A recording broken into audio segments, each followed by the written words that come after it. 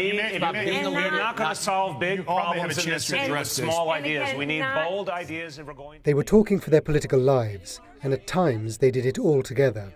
This is Stephen Farrell for the New York Times, reporting on the last televised debate for the 5 leading Democratic candidates before the mayoral primary election on September the 10th. We need a leader. We don't need a cheerleader. Tell the people the truth about your tax proposal. Tell them about the term limit issue. Tell them about member... The City Council Speaker Christine Quinn and former City Comptroller Bill Thompson are both vying for a second place that would see them through to a runoff. As expected, they tried to claw voters away from the polling front-runner, Public Advocate Bill de Blasio. And it's Bill talking out of both sides of his mouth, making a list that's supposed to help tenants, but really it ended up becoming a campaign fundraising list for the Public Advocate.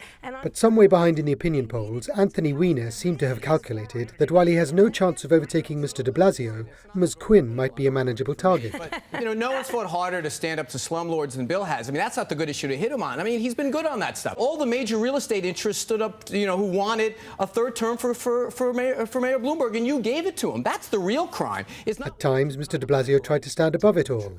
I want to talk about this whole notion of what can and can't be done. This is a city that has always believed in big, bold ideas, big, bold changes. At other times, he got down in the fray and went after Ms. Quinn.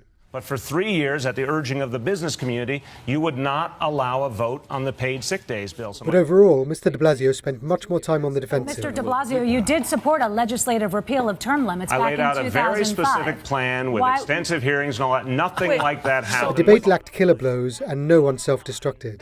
Mr. de Blasio remains the one to beat. This is a question for everybody.